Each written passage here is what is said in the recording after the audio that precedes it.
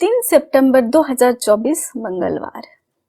पहला पाठ पहला कुरिन्थियों अध्याय 2 पद संख्या 10b से 16। ईश्वर ने अपने आत्मा द्वारा हम पर वही प्रकट किया है, क्योंकि आत्मा सब कुछ की ईश्वर के रहस्य की भी थाह लेता है। मनुष्यों के निजी आत्मा के अतिरिक्त कौन किसी का अंतरतम जानता है? इसी ईश्वर के आत्मा के अतिरिक्त कोई ईश्वर का अंतरतम नहीं जानता। हमें संसार का नहीं बल्कि ईश्वर का आत्मा मिला है, जिससे हम ईश्वर के वरदान पहचान सके। हम उन वरदानों की व्याख्या करते समय मानवीय प्रज्ञा के शब्दों का नहीं बल्कि आत्मा द्वारा प्रदत्त शब्दों का प्रयोग करते हैं। इस प्रकार हम आध्यात्मिक शब्दावली में आध्यात्मिक तथ्यों का विवेचना करते हैं। प्रकृति मनुष्य ईश्वर के आत्मा की शिक्षा स्वीकार नहीं करता।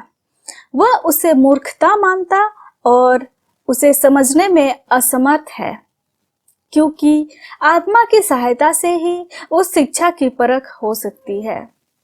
आध्यात्मिक मनुष्य सब बातों की परख करता है, किंतु कोई भी उस मनुष्य की परख नहीं कर पाता, क्योंकि लिखा है, प्रभु का मन कौन जानता है?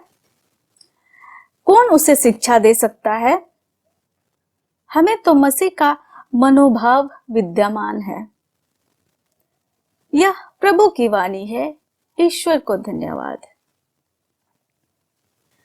संत लूकस के अनुसार आज का पवित्र सुसमाचार अध्याय 4 पद संख्या 31 से 37। वे गलीलिया के कफरनहूम नगर आए और विश्राम के दिन लोगों को शिक्षा दिया करते थे। लोग उनकी शिक्षा सुनकर अचंभे में पड़ जाते थे, क्योंकि वे अधिकार के साथ बोलते थे।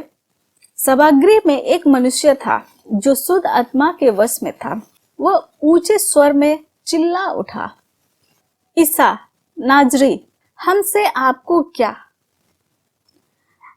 आप हमारा सर्वनाश करने आए हैं? मैं जानता हूं कि आप कौन है, ईश्वर के भेजे हुए परम पावन पुरुष है। ईसा ने यह कहते हुए उसे डांटा, चुप रह, इस मनुष्य से बाहर निकल जा।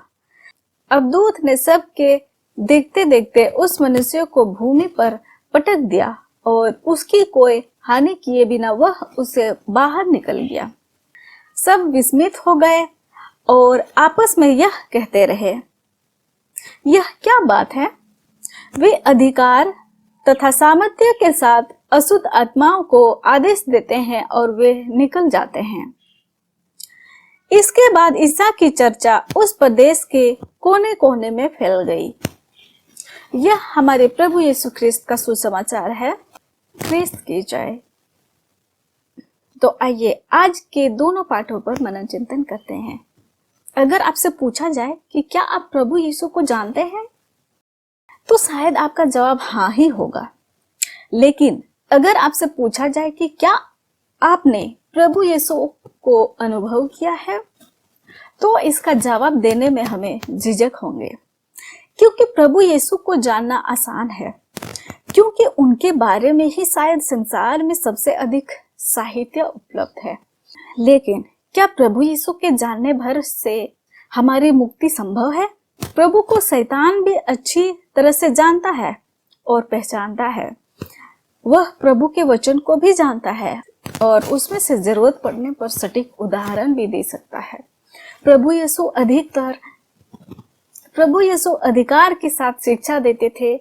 यह अधिकार तभी आता है जब हम उस शिक्षा को जी पाएंगे।